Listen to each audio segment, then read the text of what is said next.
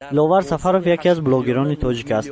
ӯ мегӯяд имрӯз ҷавонон кӯшиш доранд дар ютуб канали худро боз намуда аз он маблағ даромад кунанд. аз назари диловар интернет маконест ки ҳар кас метавонад бо намоиш додани истеъдоди худ даромаде пайдо кунад, аммо то ба он сатҳ расидан хеле бояд вақт сарф намуд. дар канали ютуб наворҳои ин блогерро то 3 миллион нафар ҳатто зиёд аз он тамошо карданд. дар бозори 8 миллиона 9 миллиона ва ҳама ҷое ки интернет дастнорас асту интернет қимат аст, ин қадар аъзо доштан гумон мекунам дар давлатҳои Россию дигар ҷойҳое ки 100 чанд миллионӣ доранд, ин як сатҳи ҷоваҷо аст. бо вуҷуди он ки имрӯз мардум хеле зиёд аз интернет истифода мебаранд, то куҷо маърифати истифодабарии онро медонанд, посух меҷӯяд. диловар ки тӯли солиёни зиёд дар ин самт фаъолият мебарад, мегӯяд бо вуҷуди даромади хуб доштан интернет ба обрӯву эътибори шахс низ бетаъсир нест. эҳтироме ки мардум дорад ӯро ба пул харида намешавад. ман чандин дӯстҳо дорам ки миллион доранд, аммо ба миллион обрӯ харида наметавонанд. баъдан мағозаҳо меравем, баъдан ҷойҳо меравем, мешиносем, эҳтиром мекунанд, пул намегиранд. чиз ана ҳамин барои мо басанда аст. ҷойҳояш ҳаст ки ҳатто мухлисон ҳамин гуна пул медиҳад. бовар кунед, ҳар ҳамчун эҳтиром пул медиҳад. ҳамин гирез. ӯ мегӯяд баъзе аз блогерон имрӯз аз рӯзноманигорон дида фаъолтаранд.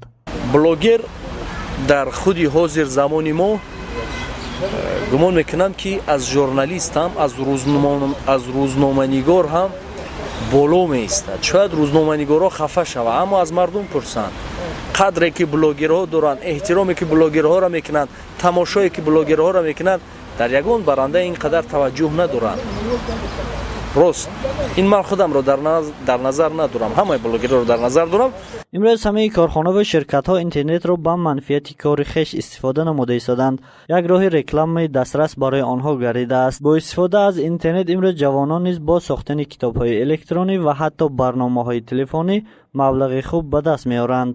бозори биржаи молияи форекс, тариқи форекс ҳам бисёри кас инҷа мешинанд, маблағ медоранд. яъне соҳа хеле бисёриён ки умуман ҳаст сомона, махсус сомонаҳо барои фрилансерҳо ки новобаста аз ҷои зисташон унҷа медоранд, аз онҷо гӯем фармоиш заказ мегиранд барои гӯем сохтани сомона, гӯем заминаҳои мобилӣ барои плей маркет, видео ягон чи монтаж кардан, ягон маълумот ва ин тариқа мисол гӯем даромад гирифтан мумкин. умуман хеле бисёр роҳи пул даромадгирӣ аз интернет. мақсад кадоми онро шумо интихоб мекуниду то кадом дараҷа худатона ҳамин соҳаро рушд медиҳед. истифодаи интернет ба мақсади ҳар шахс вобаста аст. метавонад шахсро дар як муддати кӯтоҳ машҳур намояд ва ё баръакс. султон усмонов, корбари озод, мегӯяд зиндагӣ дар интернет назар ба зиндагии воқеӣ хатарноктар гардидааст. агар дар шабакаи иҷтимоӣ бошед, мисол шумо донам ё нодонам метавонед ягон силка ё ки он чизе ки манбаи ки шумо намедонед он чизе клик куниду ба худ гӯем балоҳои бисёре гиред. чӣ ба вирус даромадани гӯем компютертон, чӣ ба пайвастшавӣ ба гурӯҳҳои ифротгароӣ ё ки гӯем инҷа боз бай ҳаст ки дахолат ба ҳаёти шахсӣ аст.